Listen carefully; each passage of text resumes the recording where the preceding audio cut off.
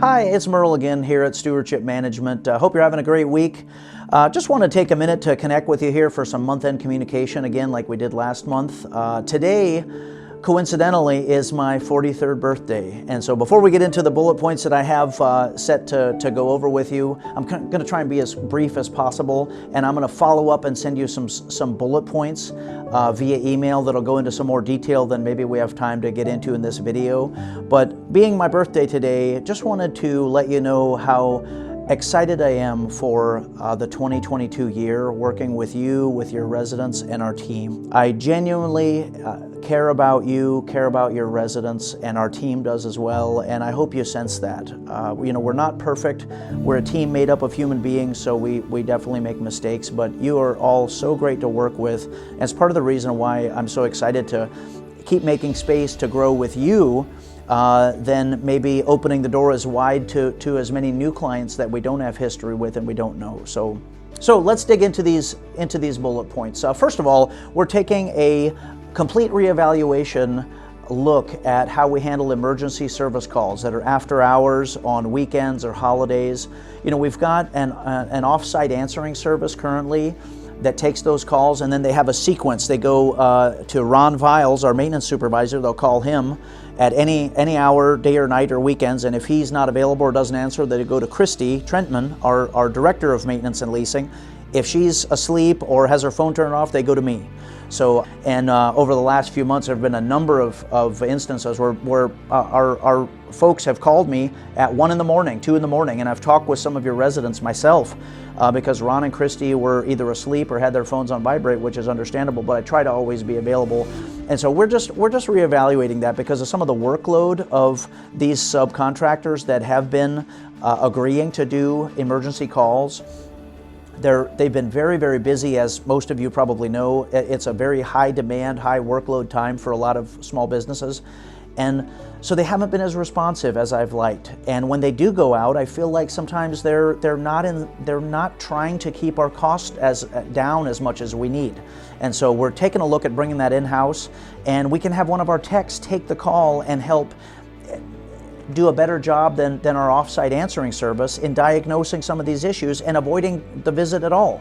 So if we can do that, that seems to make a lot of sense to me. And it had been working well for a while, but just the last 6 months or so, I've noticed more and more that some of our subcontractors are not prioritizing going out when it truly is an emergency, and then the bill seems higher than it should be. So just want to let you know, I'm working on that. I promise you that the approaches we're working to take are to discern when it really is needed to go out, and let's not go if we don't need to. Let's schedule for the next business day, and 2, to try and bring your costs down and my cost as a client, to keep those costs down when we do need to be going out in the middle of the night or weekends. So secondly, I wanted to touch on lease renewals and our preventative maintenance walkthroughs. We just hired Amy Longaberger in the fall of this past year. She's been doing a wonderful job of prioritizing and spearheading as the preventative maintenance and leasing coordinator. So she schedules the walkthroughs. I think we've scheduled probably 40 plus in January,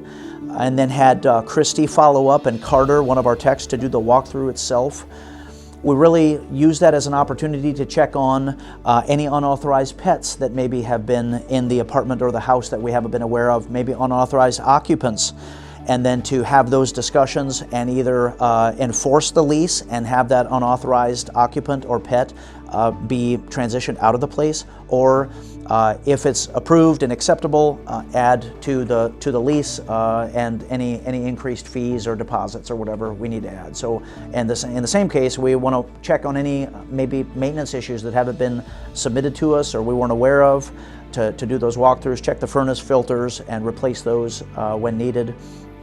And then have Christy follow up to do an incremental increase to the lease. So I think we've done almost 60 already in February, and I don't know exactly how many leases we've signed, but I know we've done over 60 walkthroughs, and we'll continue focusing on that through March, April, and from here forward. So appreciated your patience as we get that set up and get stronger in that area. Third and final note is regarding what looks like some minimal price adjustments we need to implement likely late spring and into the summer of this year. Unfortunately, I know nobody likes to have prices and terms adjusted and increased, but we've added multiple people on our internal team here that are not billable techs, so that's all a part of what comes out of that management fee that you all pay us. And so we've added multiple employees. We've added multiple vehicles for the maintenance staff to be able to split up and go where needed for the minimal amount of labor possible, and software upgrades and updates that we've had. So I appreciate in advance your understanding of these minimal increases. We're also, of course, trying to take a look at where we can cut our own costs internally. The acid test of our performance to you and to myself as an investor and as a client is the financial statement. There's a lot of other things that we can do to bring value, but ultimately I know we're all in this to have return on investment that makes sense to have these properties. But we have added enough things in staff, in tools, in vehicles, and software that likely will be coming probably beginning in May, June, or July, somewhere in there. So I'm sure if you have questions, please let us know, and there will be more information and specifics coming in the bullet points that I put together and that we email you. So just a quick note that I wanted to run past you. If you would text or email Angela, Christy, or myself in the next few weeks, if you think about it, what would you think of us creating a Slack channel? If you're familiar with Slack, it's basically a community chat space for each of you that would like to connect with other clients and investors within stewardship. There are many of you that I talk to that want to learn more from other investors that have properties to buy or sell, or just to have a little more of an open forum for discussion with other investors like yourself. So let us know if that's something you're interested in. There'd be no cost. There'd be very little setup involved to do it, but send us a little feedback if that's something you'd be interested in. So for any of you that haven't been here at our building here in Massillon, Ohio, wanted to take a brief minute and just show you around a few places. We'll stop down at the wood shop and show you around there at what we have up so far, as well as over in the warehouse, just to show you a little bit around and what tools we have and the space we have here, just to help you get a little more familiar with what we do here and what the spaces are that we have at our disposal. As you can see, we're down here in the warehouse. Some of you have probably been here at our building before, but for those of you that haven't, it's nothing fancy, but this is where all of our maintenance techs, our painting techs, cleaning techs, we have probably about 15 folks that spearhead all of our renovation and service calls in-house. And then we have some subcontractor teams that we use when we need to, but probably 90+% of the work that's done on your properties is done by one of our in-house maintenance, cleaning, and painting techs. So this is where all of them start out in the morning and end in the afternoon. We have weekly maintenance meetings. Just this morning at 6 a.m. I was here with all the techs, and we sit around our conference room, talk about what the week's projects look like, what our top priorities need to be based on the amount of vacancies we have versus service tickets, and where to send the techs that's most strategic. We really try hard to have Christy and Ron be very aware of how much time we spend driving. If we can get by with just sending one tech out to your property instead of two, we really try to take an investor approach and very conscious of your financial statement when we're sending techs out. And the same way with materials. That's the other reason that we have the warehouse here, is we buy as many materials in bulk that make sense for us. Flooring, paint, deadbolts. You can see I've got pallets of flooring here. We've got air conditioning units right here in inventory. Here's more flooring. We've got appliances, electrical and plumbing fixtures that are high volume, flex lines, toilets, range vents and hoods and things like that, some spouting.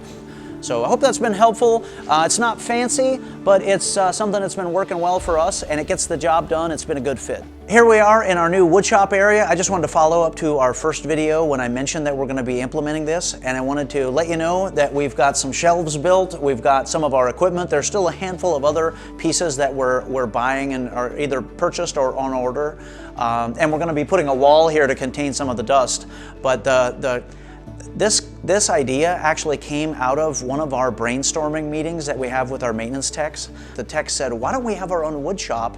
Because more and more, it's tough to find the raw materials. It's tough. Some of the lead times that we have are so long and they're so expensive. Why don't we just put a wood shop in the warehouse? So here we are. It's actually in the basement, but we're right next to our freight elevator, and I just wanted to show it to you. So if you've never been here, you realize we actually do have it here. The ultimate goal, obviously, is to save time, save you money, and to get those vacancies ready to rent as quick as possible and as efficiently as possible. So there you go.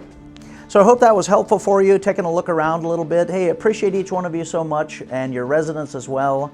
And let us know if you would. Drop me a text or an email, Angela, Christy, whoever it is that you'd like to or have time. Let us know if there's other topics you'd like me to talk about or for us to focus on in some of these month-end videos. I really want to bring as much value back to you and share what's most important and on your mind. So don't hesitate to give us some feedback there. So thanks again for taking time to check this out, and look forward to both hearing from you with any feedback and then also connecting with you again next month. Take care.